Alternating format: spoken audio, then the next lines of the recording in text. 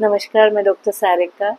आज आपसे कुछ बातें करूंगी जो कॉमन क्वेश्चंस होते हैं आपको एलर्जी के बारे में।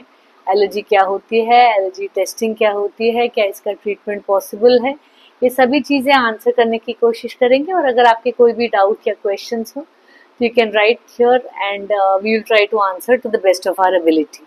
तो सबसे पहले एलर्जी एक बहुत कॉमन बीमारी है जो कई चीज़ों की तरह दिखती है। कई बार किसी किसी पेशेंट को नाक बंद रहता है, किसी को छींके आते हैं, किसी को नाक से पानी आता है, किसी को आंखों में जलन होती है, आंखों से पानी आता है, आंखों में खारिश होती है, किसी किसी को स्किन में धाफड़ हो जाते हैं, खुजली होती है, कभी मोटे मोटे चपाकी जैसे निकलता है, कभी बस खाली माइल्ड खारिश होती है, कभी किसी के लिप में या आई में स्वेलिंग हो सकती है जिसको एंजियोएडिमा कहते हैं, किसी किसी का सांस फूलता है या ब्रोंकाइटिस कहते हैं जिसे हाइपर रिएक्टिव एयरवे डिजीज जो बच्चों में होती है, और लास्ट जो होता है वो है एस्थमा जो जिसको हिंदी में दमा कहते हैं, जब सांस फूलने लगता है और थोड़ी सी भी एक्टिविटी करने पे आपको दिक्कत होती है। तो सभी चीजें ये एलर्जी के लक्षण हैं। और हमेशा से कहते थे कि एलर्जी तो ट्रीट नहीं होती, लेकिन कई सालों से मैं 23 साल से एलर्जीज पे काम कर रही हूँ और हमने नोटिस किया है कि एलर्जी का ट्रीटमेंट बहुत अच्छे से संभव है। और ये मिथ है जो हम इसको तोड़ रहे हैं कि allergy is not treatable. Allergy is definitely treatable and that is the tagline of my clinic, that allergy is treatable. तो दूसरी चीज अब बात करेंगे कि एलर्जी का ट्रीटमेंट कैसे करें। एलर्जी का ट्रीटमेंट दो प्रकार से होता है, एक है tablet, sprays, inhalers, lotions, ointments. ये सब चीजें आपको डॉक्टर देते हैं ताकि आपको सिम्टोमेटिक रिलीफ हो जाए, इमीडिएट रिलीफ हो जाए और ताकि आप सफर ना करें। तो एंटी एलर्जिक दिए जाते हैं, हमारी कोशिश होती है हम आपको लीस्ट सेडेटिव एंटी एलर्जिक दें जिससे कम से कम नींद आए, और वो आपको रेगुलर लेना पड़ेगा।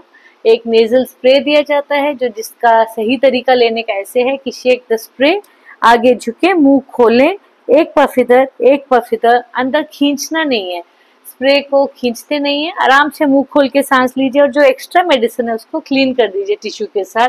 This is the best way to take the spray. The spray steroid होता है, बॉडी में अब्जॉर्ब नहीं होता, लोकली एक्ट करता है, बहुत सेफ है। इसके अलावा अगर सांस में दिक्कत है या एस्थमा है या ब्रोंकाइटिस है तो डॉक्टर आपको इनहेलर देते हैं, रोटाहेलर देते हैं, और उसको भी सही तरीका लेने का है। आपने कई हमारे वीडियोस में देखा होगा। लास्टली अगर स्किन की एलर्जीज है तो एंटी एलर्जिक ज्यादा समय के लिए लेना पड़ता है और ज्यादातर मॉइस्चराइज करके रखें ताकि बार बार आपको एलर्जी ना हो। ये मेडिकल मैनेजमेंट आ गया। अब लास्टली हम आते हैं एलर्जी टेस्टिंग पे। अब कई लोग कहते हैं या हमारे पास ब्लड टेस्ट लेके आते हैं और कहते हैं कि डॉक्टर साहब इसके बेसिस पे आप इम्यूनोथेरेपी दे दीजिए। World allergy organization, world health organization सभी का ये मानना है कि जो allergy test by skin prick method है, इस तरह से हम लोग बाजू पे दवाई लगाते हैं और कई चीजों से टेस्ट करते हैं, हल्का सा प्रिक रहता है, कोई दर्द नहीं होता और कोई खून नहीं निकलता। ये टेस्ट इतना पेनलेस है कि हम छोटे बच्चों में आराम से करते हैं और कोई तकलीफ नहीं होती। तो ये टेस्ट जो है allergy test by skin prick method, this is the gold standard of allergy testing. This is how we are supposed to treat allergies. Allergy test करने के बाद हम लोग आइडेंटिफाई करते हैं क्या चीज से एलर्जी है, 15 मिनट में रीडिंग लेके जाती है और आपको फिर इंड्यूरेशन नोट करते हैं, स्वेलिंग है वो कितने मिलीमीटर्स में है। पुराने रिपोर्ट्स में आप देखेंगे कई जगह पॉजिटिव या प्लस लिखा होगा, लेकिन कई सालों से, हम तो 23 साल से काम कर रहे हैं, तो हमेशा मिलीमीटर्स में लिखा होना चाहिए ताकि आपको पता चले जैसे क्वांटिटेटिव टेस्ट एग्जैक्टली कितने मिलीमीटर है तो हम एलर्जी को क्वांटिफाई और कंपेयर कर सकें।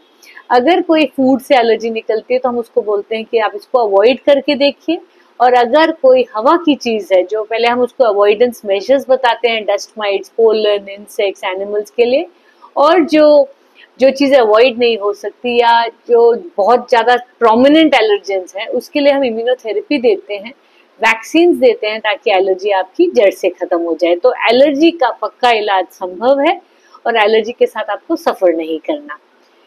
अब लास्ट हम बात करेंगे इम्यूनोथेरेपी की। इम्यूनोथेरेपी जो है एक तरीका है, इकलौता तरीका है जिससे हम एलर्जी को ट्रीट करते हैं। एलर्जी, वर्ल्ड एलर्जी ऑर्गेनाइजेशन के हिसाब से allergen avoidance and immunotherapy are the only 2 ways that you can treat an allergic disease. तो बेसिकली या तो हम आपको सबसे पहले आइडेंटिफाई करें क्या चीज से एलर्जी है, उसको अवॉइडेंस के मेजर्स बताएं, और अगर अवॉइडेंस संभव नहीं है या अवॉइडेंस से इतना फायदा नहीं हो रहा है तो इम्यूनोथेरेपी ले लेते हैं ताकि एलर्जी आपकी जड़ से खत्म हो जाए। तो इम्यूनोथेरेपी दो प्रकार की होती है, एक ओरल इम्यूनोथेरेपी जो एफडीए ने 2015 में अप्रूव की थी हाउस डस्ट माइट के लिए, और दूसरा है इंजेक्टेबल इम्यूनोथेरेपी या सबक्यूटेनियस इम्यूनोथेरेपी जो 110 साल से चल रही है।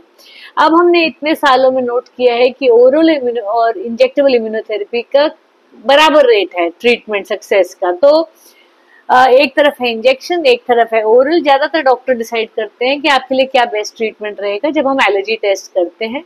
हमारी कोशिश होती है कि हम आपको ओरल इम्यूनोथेरेपी दें। ओरल इम्यूनोथेरेपी सेफ है, आपको इसके लिए बार बार डॉक्टर के पास जाने की जरूरत नहीं है, इसके कोई साइड इफेक्ट नहीं है। छोटा सा डब्बा आता है, इसको फ्रिज में रखना है, हफ्ते में 2 बार ड्रॉप्स लेनी है।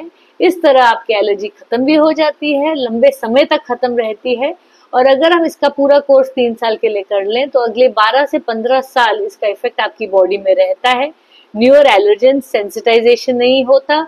इम्यूनोथेरेपी से आपको एस्थमा बनने के रिस्क कम हो जाते हैं और मेडिसिन रिक्वायरमेंट भी कम हो जाता है। तो जो ये पहले कहते थे कि एलर्जी ट्रीट नहीं हो सकती, एलर्जी ट्रीट भी हो सकती है, क्योर भी हो सकती है, और आप एक नॉर्मल लाइफ लीड कर सकते हैं। तो सभी से निवेदन है, अगर आपके कोई भी क्वेश्चंस हो तो कमेंट्स में डालिए and we'll try to answer it to the best of our ability. Thank you so much.